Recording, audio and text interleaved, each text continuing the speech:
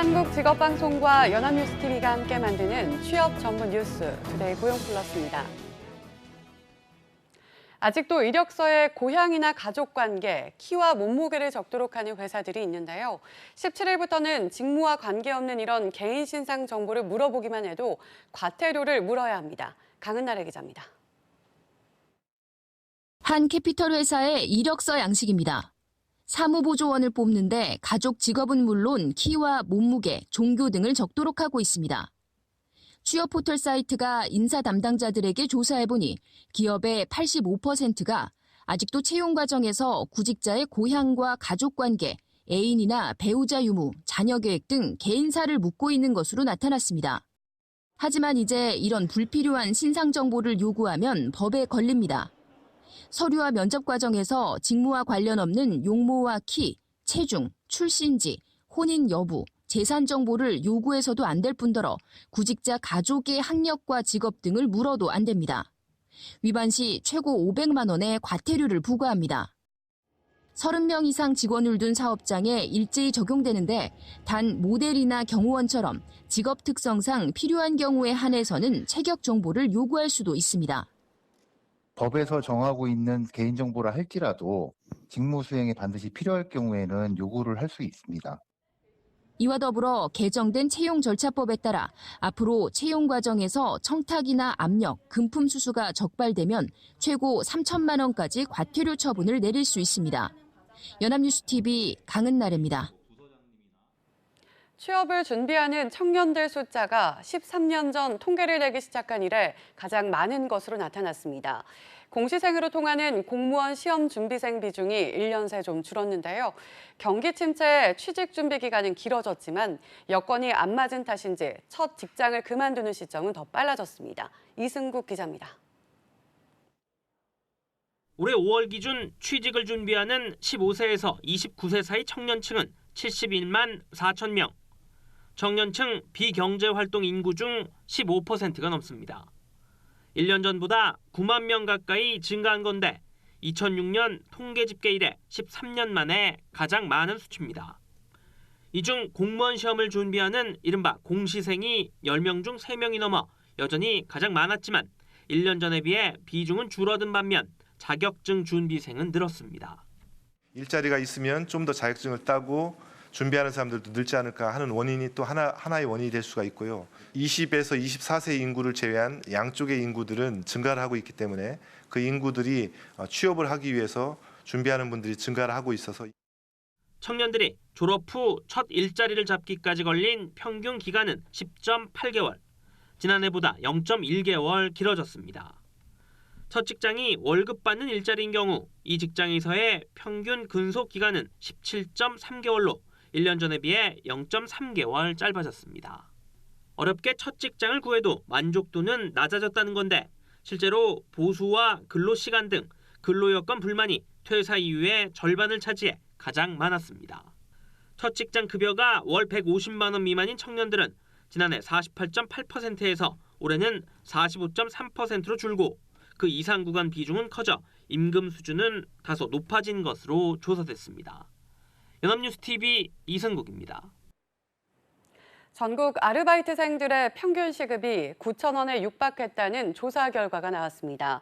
아르바이트 포털 알바모는 올해 상반기 전국 아르바이트 시급 960만여 건을 분석한 결과 평균 시급이 8,881원으로 지난해 같은 기간보다 9.9%, 797원 올랐다고 밝혔습니다. 이는 내년 법정 최저임금 8,590원보다 높은 수치입니다. 지역별로는 세종시가 평균 9,126원으로 유일하게 9,000원을 넘었고 서울이 8,969원으로 뒤를 이었습니다. 기초자치단체별로는 서울 강남이 9,189원으로 가장 높았고 충남 논산은 8,443원에 그쳤습니다.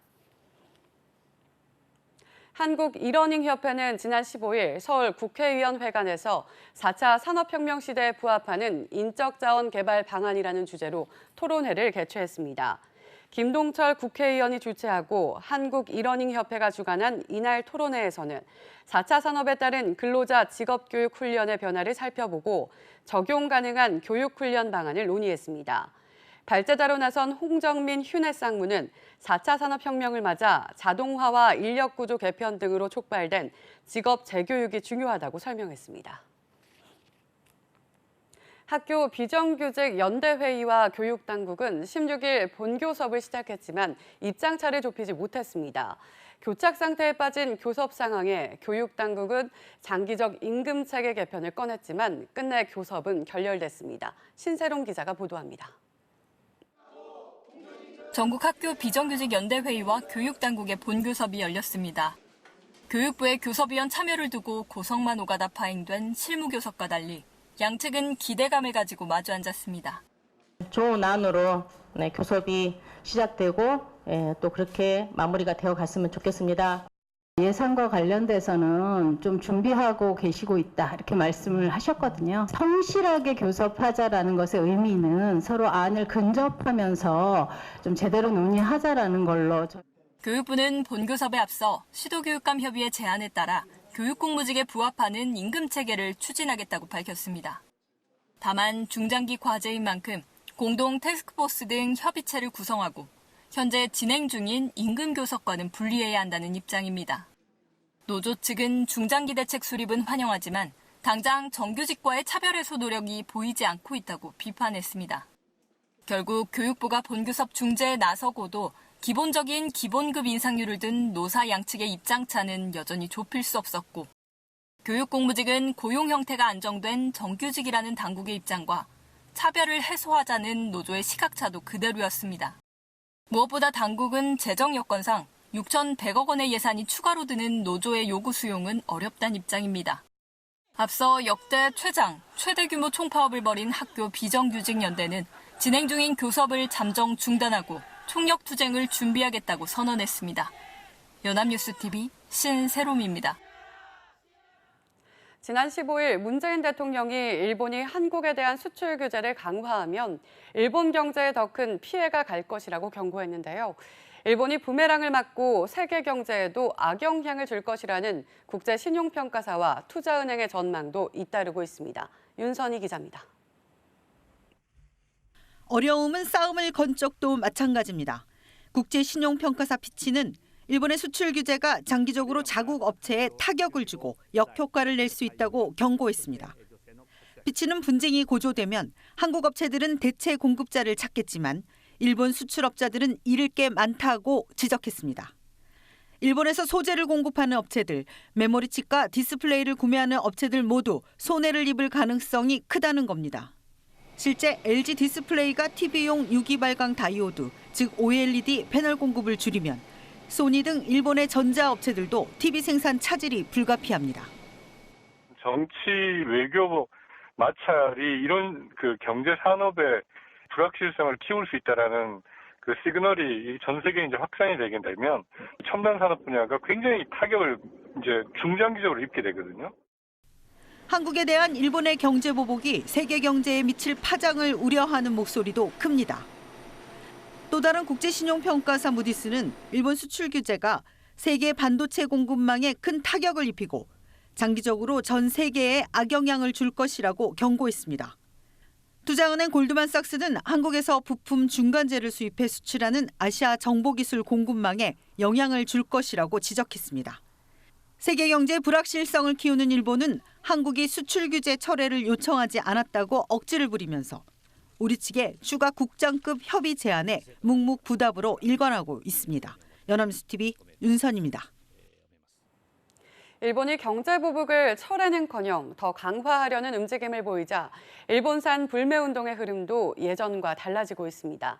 소비자들뿐만 아니라 판매점들도 동참에 나선 건데요. 대형 마트는 물론 중소 슈퍼마켓과 마트, 편의점까지 가세하고 있습니다. 이동훈 기자가 현장을 살펴봤습니다. 일본산 제품을 판매하지 않습니다라는 문구 밑에 소비자들의 양해를 바란다는 안내문이 이어집니다. 일본의 수출 규제가 풀릴 기미가 없자 소비자들을 중심으로 벌어지던 불매운동에 판매점이 동참한 겁니다. 서울의 한 대형마트입니다. 국산 제품들이 있는 진열대는 이렇게 꽉 차 있는데 원래 일본산 제품들이 있었던 곳은 비어 있습니다. 이 마트가 진열대에서 내린 품목은 총 134종. 수천 개 품목의 재고를 버리는 것까지 각오했다고 직원들은 말합니다. 중소 슈퍼마켓 상인들도 일본산 주류, 과자, 세제 등 제품을 진열대에서 빼고 있습니다. 이들은 일본이 과거사에 반성하지 않는 모습이 불매운동의 핵심 이유라며 매출 감소에 연연하지 않는다고 말합니다. 지금 당장은 매출이 좀 떨어져도 장기적으로 봤을 때는 애국심 품목들이 있으니까요. 좀 많이 이용해 주십사 하고. 매출 하락을 우려했던 편의점 개별 점포 가운데도 일본산 제품 발주를 줄이고 국산품으로 매대를 대신 채우며 동참하는 곳이 늘고 있습니다. 실제로 최근 2주와 6월 마지막 2주를 비교했을 때 대형 편의점 체인의 전체 맥주 판매는 소량 늘었지만 일본산 맥주는 24%까지 줄었습니다. 일각에서는 소비자 선택 폭의 제한이나 중소수입업체 타격을 우려하는 목소리도 나오지만 일본의 보복이 이어질수록 불매운동 역시 격화가 불가피해 보입니다. 연합뉴스TV 이동훈입니다. 가전제품이라고 하면 흔히 냉장고는 이렇게, TV는 어떻게 생겼고 어떻게 작용한다는 관념이 있죠. 하지만 이런 관념을 깨는 제품들이 속속 등장하고 있습니다. 모양과 색깔을 선택할 수 있는 가전이 나오는가 하면 취향에 따라 맥주나 향수를 손쉽게 만들 수 있는 제품도 등장했습니다. 서영석 기자입니다. 집안 수납장 한 켠에 알록달록한 색깔이 눈에 들어옵니다. 여닫이 문 색깔은 물론 어디를 냉동용으로 쓰고 어디를 냉장용으로 쓸지 선택할 수 있는 맞춤형 냉장고입니다. 다양한 라이프 스타일과 소비자의 개인의 취향에 맞춘 첫 번째 냉장고입니다. 단조로운 흰색이나 금속 느낌의 위칸은 냉동, 아래칸은 냉장이란 공식이 사라진 겁니다. 모양뿐 아니라 기능 면에서도 가전제품의 새로운 도전이 이어지고 있습니다. 원료가 들어있는 캡슐 3개, 물과 맥즙을 차례로 넣어주면 마치 캡슐형 커피처럼 집안에서 나만의 맥주를 만들어 즐길 수 있습니다. 캡슐 종류만 바꿔주면 맥주의 맛과 종류도 취향에 따라 바뀝니다. 발효, 탄산화, 숙성 과정 등 까다롭고 복잡한 맥주 제조 전 과정을 자동화한 혁신적인 제품입니다.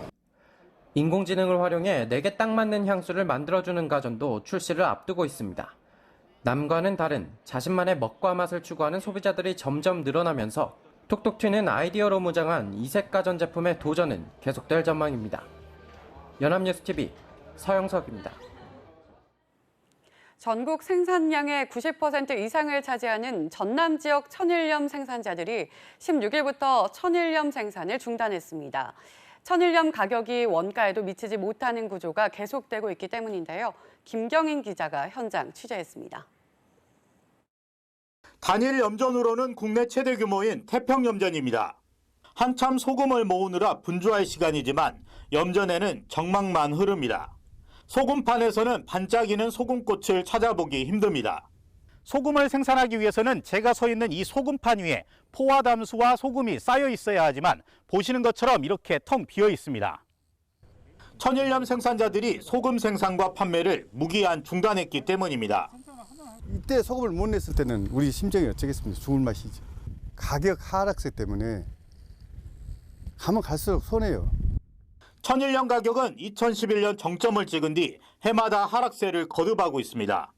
현재 산지 천일염 가격은 20kg들이 한 포대에 1,800원에서 2,000원 선에 불과합니다. 밀려드는 수입산 천일염의 시장 잠식 때문입니다. 사정이 이렇다 보니 소금 농사를 포기하는 곳도 있습니다. 염전 대신 태양광 발전소를 추진하는 곳도 늘고 있습니다. 생산자들은 대책 마련을 촉구하고 있습니다. 저희들이 안심하고 생산할 수 있도록 가격을 보장해달라는 것입니다. 정부에서는 꼭 최저가 보장이랄지 그러한 제도를 도입해 주시길 바랍니다. 자칫 천일염 산업이 붕괴하는 것 아니냐는 우려의 목소리도 나오고 있습니다. 연합뉴스TV 김경인입니다.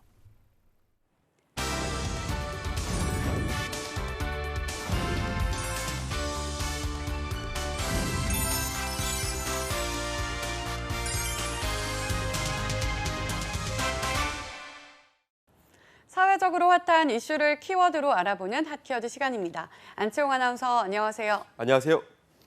핫키워드 시간입니다. 2달 연속 취업자 수가 증가했다고 합니다. 고용 시장에도 청신호가 뜨고 있는 걸까요? 핫키워드에서 살펴봅니다. 네, 한동안 하락세를 보이던 고용시장에 조금씩 봄이 찾아오는 것 같은데요. 2달 연속이라면 어느 정도 취업자가 늘어난 건가요? 네, 2019년 6월 고용 동향에 따르면 지난달 취업자 수는 2,740만 8천 명으로 지난해 같은 기간보다 28만 1,000명이 증가했는데요. 이는 올해 들어서 세 번째로 취업자 수가 20만 명대로 들어선 수치로 지난해 1월 33만 4천 명이 증가한 데 이래 1년 5개월 만에 이뤄진 최대 증가폭이라고 합니다.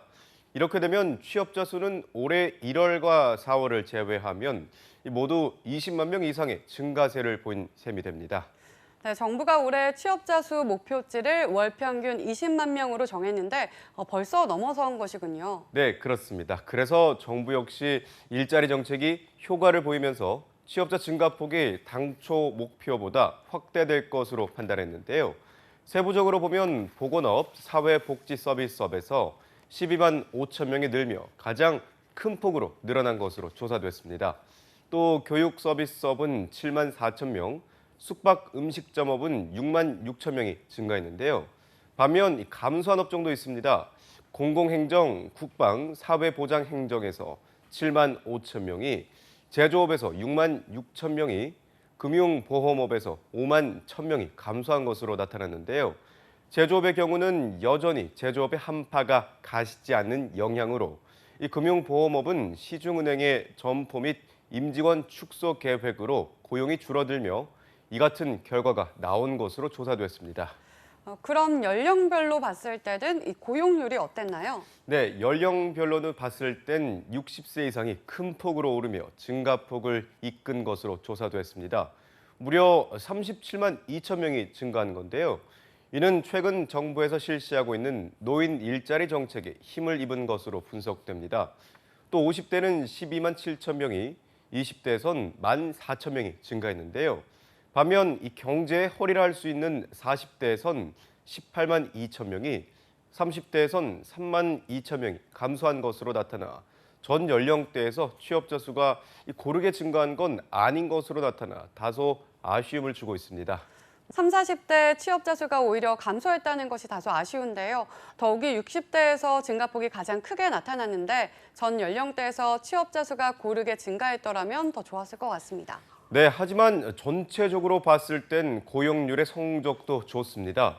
OECD 비교 기준으로 봤을 때 15세에서 64세 고용률은 67.2%로 지난해 같은 기간보다 0.2%포인트 상승했던 건데요.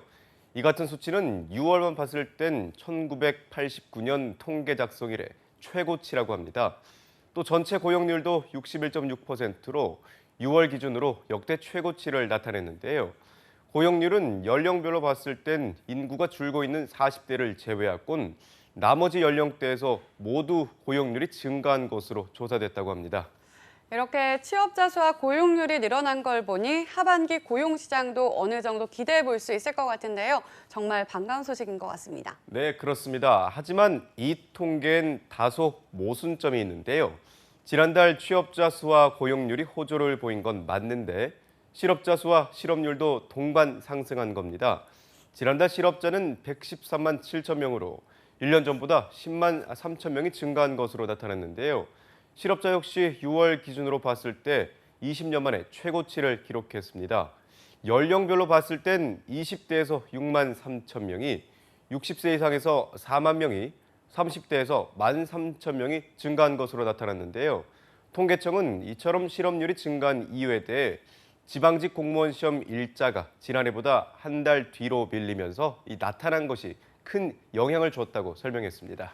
네, 공무원 시험 일자가 뒤로 밀렸다고 이처럼 실업자 수가 110만 명이 증가했다는 것이 잘 납득이 가지 않는데요.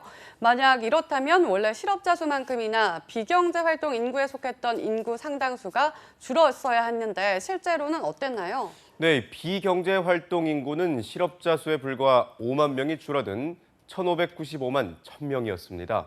뿐만 아니라 이 문제는 구직 단념자 수도 늘었다는 건데요. 6월 구직 단념자 수는 3천 명이 늘어난 51만 4천 명으로 집계된 겁니다. 같은 기간으로 비교하면 2014년 이후 구직 단념자 수가 가장 많았다고 하는데요. 이 때문에 과연 늘어난 고용률과 취업자 수만 보고 지금의 상황을 환영해야 할 것인가에 대한 지적도 나오고 있는 상황입니다. 네, 가장 이상적인 건 실업자 수와 실업률이 줄고 이에 맞춰 고용률과 취업자 수가 함께 증가한 것이겠죠. 이 때문에 아직은 고용시장에 정말 훈풍이 분 것인지는 좀 더 지켜봐야 할 것으로 보입니다. 하지만 앞으로도 이 같은 성장세가 계속돼서 실업률과 실업자 수를 완화시키는 데 큰 기여를 할 수 있길 희망해 보겠습니다. 지금까지 핫케어드 안채영 아나운서였습니다. 고맙습니다. 고맙습니다. 지금까지 투데이 고용플러스였습니다. 오늘 저희가 준비한 내용은 여기까지입니다. 함께해 주신 여러분 고맙습니다.